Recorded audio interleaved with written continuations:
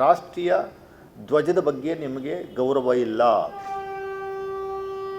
ರಾಷ್ಟ್ರೀಯತೆ ಬಗ್ಗೆ ಗೌರವ ಇಲ್ಲ, ಕಪಟ ನಾಟಕ.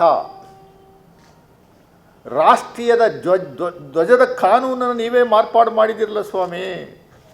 2020-21 ಫ್ಲಾಗ್ ಕೋಡ್ ಆಫ್ ಇಂಡಿಯಾ ಅನ್ನುವಂಥದ್ದು ಹೊಸದಾಗಿ ಒಂದು ಕಾನೂನು ತಗೊಂಬಂದಿದ್ರಿ.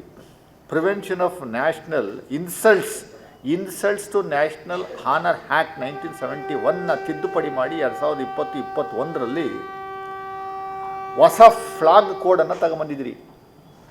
ಫ್ಲಾಗ್ ವಿಚಾರದಲ್ಲಿ ಯಾರಾದರೂ ಅವಮಾನ ಮಾಡಿದ್ರೆ 3 ವರ್ಷ ಜೈಲು ಶಿಕ್ಷೆ ಅಂತ ಹೇಳಿದಿರಿ.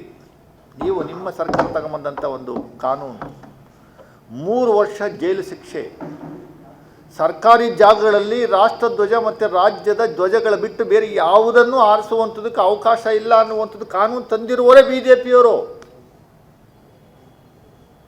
ಕೆರಗೋಡು, ಮಂಡ್ಯ ತಾಲೂಕು ಕೆರಗೋಡು ಗ್ರಾಮದಲ್ಲಿ ಗ್ರಾಮ ಪಂಚಾಯಿತಿ ವ್ಯಾಪ್ತಿನಲ್ಲಿ ಸರ್ಕಾರಿ ಜಮೀನಲ್ಲಿ ಕಚೇರಿ ಒಳಗಡೆ ಆವರಣದಲ್ಲಿ ಈ ಸ್ತಂಭವನ್ನು ನಿರ್ಮಾಣ ಮಾಡುವಂಥದ್ದಕ್ಕೆ 108 ಅಡಿ ಸ್ತಂಭವನ್ನು ನಿರ್ಮಾಣ ಮಾಡುವಂಥದ್ದಕ್ಕೆ ನೀವೇನೇ ಯಾವುದೋ ಒಂದು ಟ್ರಸ್ಟ್ ಮೂಲಕ ಪತ್ರವನ್ನು ಕೊಟ್ಟಿದ್ದೀರಿ.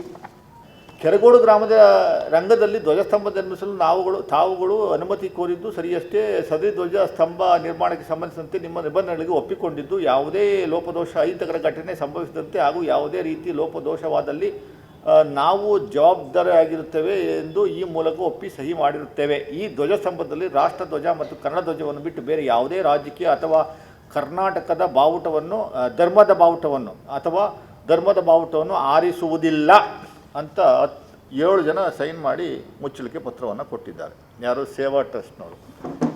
ಇಷ್ಟೆಲ್ಲ ಆದಮೇಲೆ 108 ಅಡಿ ಸ್ತಂಭದ ಮೇಲೆ ನೀವು ಹನುಮ ಧ್ವಜ, ಇದ್ಯಾವುದು ಹನುಮ ಧ್ವಜ? ಇದೇ ಫಸ್ಟ್ ಟೈಮ್. ನಾನಂತೂ ಓದುವಾಗಂತೂ ಕೇಳಿಲ್ಲ, ಇತ್ತೀಚಿನ ದಿನಗಳು ಕೇಳಿಲ್ಲ. ಈಗ ಇದ್ದಕ್ಕಿದ್ದಂಗೆ ಹನುಮ ಧ್ವಜ ಅಂತ, ಹನುಮ ಅನ್ನುವಂಥದ್ದು ಹೆಸರಿಟ್ಕೊಂಡು ಒಂದು ಧ್ವಜವನ್ನು ಆರಿಸಿದ್ದೀರಿ. ಇದು ಕಾನೂನು ಉಲ್ಲಂಘನೆ ಆಗಿದೆ. 2020-21 ಫ್ಲಾಗ್ ಕೋಡ್ ಕಂಡಕ್ಟ್ ಅಡಿನಲ್ಲಿ ನೀವು ಉಲ್ಲಂಘನೆ ಮಾಡಿರೋದ್ರಿಂದ ರಾಷ್ಟ್ರಧ್ವಜ ಮತ್ತು ರಾಜ್ಯದ ಧ್ವಜ ಬಿಟ್ಟು ಬೇರೆ ಯಾವುದೇ ಧ್ವಜ ಹಾಕಿದ್ರೆ 3 ವರ್ಷ ಜೈಲು ಶಿಕ್ಷೆ ಆಗಬೇಕು ಅನ್ನುವಂಥದ್ದು ಏನು ಕಾನೂನಿದೆ, ಆ ಕಾನೂನು ರೀತಿಯಲ್ಲಿ ನಿಮ್ಮ ವಿರುದ್ಧ ಕ್ರಮವನ್ನು ಪೊಲೀಸ್ನವರು ಜರುಗಿಸಬೇಕು ಅಂತ ನಾವು ಒತ್ತಾಯ ಮಾಡ್ತೀವಿ. We demand there should be an FIR against the people, those who have taken the permission to hoist national flag. Keragodu ಸ್ಥಳದಲ್ಲಿ ಗ್ರಾಮ ಪಂಚಾಯತಿ ವ್ಯಾಪ್ತಿನಲ್ಲಿ ಮಾಡುವಂಥದ್ದಕ್ಕೆ ಅವಕಾಶವನ್ನು ಕೊಟ್ಟಿದ್ದನ್ನ ಮಿಸ್ಯೂಸ್ ಮಾಡಿ ನೀವು ರಾಜಕೀಯವಾಗಿ ನಿಮ್ಮ ವ್ಯವಸ್ಥೆಯನ್ನು, ಸಂಪೂರ್ಣ ವ್ಯವಸ್ಥೆಯನ್ನು ಹಾಳು ಮಾಡುವಂಥ ನಿಟ್ಟಿನಲ್ಲಿ ಒಂದು ಕೆಲಸವನ್ನು ಪ್ರಾರಂಭ ಮಾಡಿದ್ದೀರಿ. ಯಾವ ಕಾರಣಕ್ಕೂ BJP ಮತ್ತು JDSನವರ ಕುತಂತ್ರದ ರಾಜಕಾರಣಕ್ಕೆ ನಿಮ್ಮ ಮಕ್ಕಳು ಬಲಿ ಆಗದೇ ಇರೋ ರೀತಿಯಲ್ಲಿ ನೋಡಿಕೊಳ್ಳುವಂಥ ಜವಾಬ್ದಾರಿ ಈ ರಾಜ್ಯದ ತಂದೆ ತಾಯಿಗಳಿಗೆ ಸೇರಿರುವಂಥದ್ದು. ನಿಮ್ಮನ್ನು ಮುಂದೆ ಬಿಟ್ಟು ಅವರ ರಾಜಕೀಯ ಬೇಳೆಯನ್ನು ಬೇಯಿಸ್ಕೊಳ್ಳುವಂಥ ಒಂದು ವ್ಯವಸ್ಥೆಯನ್ನು ನಿರ್ಮಾಣ ಮಾಡಿಕೊಂಡಿರುವಂಥದ್ದು ನಾವು ಕಾಣ್ತಾ ಇದ್ದೀವಿ. ಕರಾವಳಿ ಭಾಗದಲ್ಲಿ ಇಡೀ ಕರಾವಳಿ ಪ್ರದೇಶವನ್ನು 5-6 ಜಿಲ್ಲೆಗಳನ್ನು ಸಂಪೂರ್ಣವಾಗಿ ನಾಶ ಮಾಡಿದ್ದಂಥ ಕೀರ್ತಿ BJPಯವರು ಸೇರಿದ್ದು. ಯಾವ ಇಂಡಸ್ಟ್ರೀಸು ಅಲ್ಲಿಗೆ ಬರ್ತಾ ಇಲ್ಲ, ಯಾವ ಟೂರಿಸಮ್ಮು ಅಲ್ಲಿಗೆ ಬರ್ತಾ ಇಲ್ಲ, ಯಾವ ಸ್ಮಾಲ್ ಸ್ಕೇಲ್ ಇಂಡಸ್ಟ್ರಿ ಅಭಿವೃದ್ಧಿಯ ವಿಚಾರವಾಗಿ ಅಲ್ಲಿ ಚರ್ಚೆ ಆಗ್ತಾ ಇಲ್ಲ.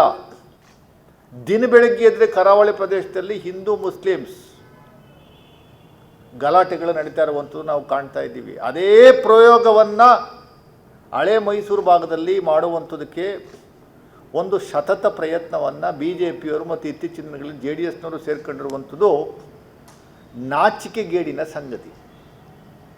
ಚುನಾವಣೆ ಬರ್ತಾ ಇದೆ, ಪಾರ್ಲಿಮೆಂಟ್ ಚುನಾವಣೆ ಬರ್ತಾ ಇದೆ ಅನ್ನುವಂಥದ್ದು ಏಕೈಕ ಉದ್ದೇಶ ಮೈಂಡಲ್ಲಿ ಇಟ್ಕೊಂಡು ಧ್ವಜ, ಯಾವ ಧ್ವಜ ಸ್ವಾಮಿ? ರಾಷ್ಟ್ರೀಯ ಧ್ವಜಕ್ಕೋಸ್ಕರ ಹೋರಾಟ ಮಾಡ್ತಾ ಇದ್ದೀರಾ ನೀವು? ರಾಜ್ಯದ ಧ್ವಜಕ್ಕೋಸ್ಕರ ಹೋರಾಟ ಮಾಡ್ತಾ ಇದ್ದೀರಾ?